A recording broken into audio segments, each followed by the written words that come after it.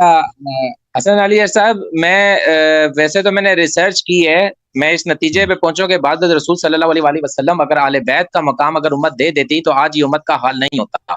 صحیح اچھا، کہا۔ میرا سوال آپ سے یہ ہے، حسن علی صاحب، میں مان لیتا ہوں کہ آپ کے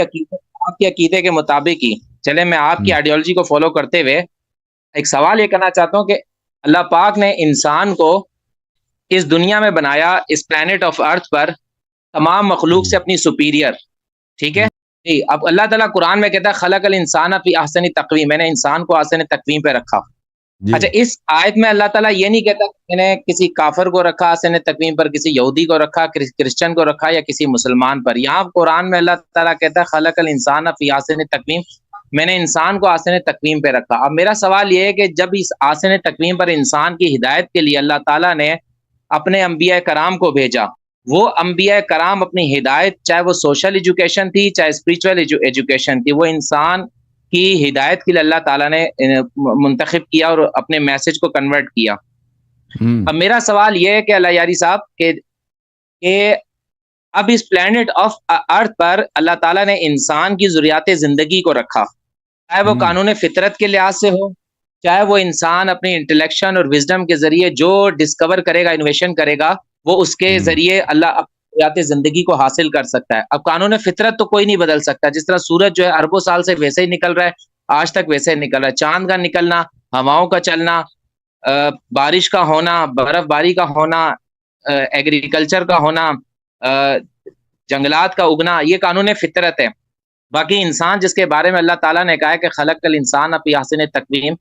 اس نے اپنی انٹلیکشن اور وزڈم کے ذریعے اپنی دنیا کو، اپنی زندگی کو تبدیل کرتا آیا ہے۔ سوال یہ ہے کہ اللہ صاحب کہ آپ کے پاس اہل بیت کے نظریے کے مطابق، اہل بیت کے قانون کے مطابق، اہل بیت کے میسج کے مطابق کیا وہ ایسی ہدایت ہے جو آپ کے اس ٹائم کے جو کرنٹ نظام ہے، جو کیپٹلزم اور سوشلزم کے اندر، چاہے وہ مسلمان ہو چاہے کافر ہو، وہ اس کے ذریعے تابع دار بن چکا ہے، چاہے اس میں شیعہ ہو، سنی ہو، کوئی بھی ہو، وہ اس کیپٹلزم کا حصہ بن چکا ہے، وہ رسول خدا صلی اللہ علیہ وسلم کا دیا ہوا نظام، اس کے کیا پیرامیٹرز ہیں، کیا کرائٹیریا ہے، کیا وہ آپ کے پاس سن لیں بھائی، اگر دیکھیں بھائی، رسول اللہ صلی اللہ علیہ وآلہ وسلم اللہ کی جانب سے کامل دین لے کے آئے تھے اور سسٹم لے کے آئے تھے۔ اس سسٹم کا طریقہ کار یہ ہے کہ اس کا چلانے والا، اس کا ہادی، اس کا معلم رسول پاک صلی اللہ علیہ وآلہ وسلم ہے، اور ان کے بعد ان کے خلفاء، ان کے اوصیاء اور ائمہ اطہار علیہم السلام، جو رسول اللہ صلی اللہ علیہ وسلم کی جگہ امت کے اور پورے انسانیت کے امام ہیں۔ تو ہوا یہ ہے کہ مدینے والوں نے کہا کہ نہیں جی، ہمیں کیا پسند ہے؟ ہمیں ہارون نہیں پسند، ہمیں سامری پسند ہے، اور سامری کا بچڑا پسند ہے۔ تو انہوں نے رسول پاک صلی اللہ علیہ وسلم کے سسٹم کو مارا۔ کیا مارا؟ انہوں نے لات ماری ہے، اور اپنے پیروں تلے انہوں نے اس کو پامال کیا، اور اس وقت سے وہ رسول پاک صلی اللہ علیہ وسلم کا سسٹم جو ہے ابھی تک دنیا پہ حاوی نہیں ہو سکا۔ لیکن اللہ کا حکم ہے،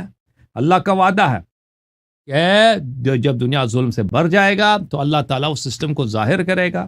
آل محمد علیہ السلام کے وسیع کے ذریعے، آل محمد علیہ السلام کے منتقم کے ذریعے،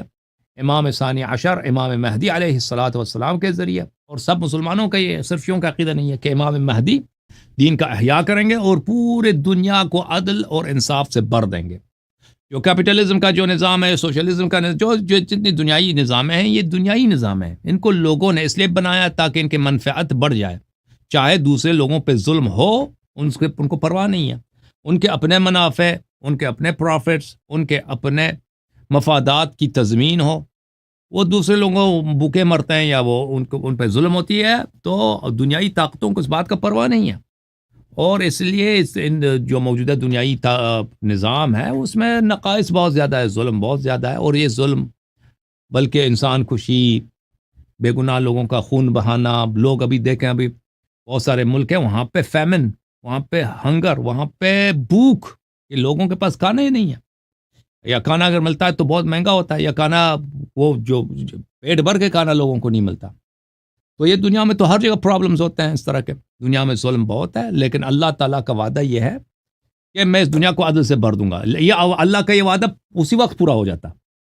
لیکن اس کے ساتھ غداری ہوئی، کیونکہ اللہ تعالیٰ نے یہ دنیا اس لیے نہیں بنائی ہے کہ یہاں پر جبر کے ساتھ اکراہ کے ساتھ یہاں پہ اپنا حکم چلائے، یعنی اگر تم نے اللہ کا حکم نہیں مانا تو عذاب اسی وقت نازل ہوگا، ٹھیک ہے نا. اللہ کا یہ سسٹم نہیں ہے. ابھی آپ جو ہے دیکھیں، لوگ اگر گناہ کرنا چاہے گناہ کر سکتے ہیں، عذاب نازل نہیں ہوتا، فوری طور پہ عذاب نازل نہیں ہوتا. لوگ کعبہ کو جلاتے ہیں، بھائی جلایا لوگوں نے، اس پہ کوئی عذاب نازل نہیں ہوا. قرآن کو لوگ جلاتے ہیں، کچھ بھی نہیں ہوتا.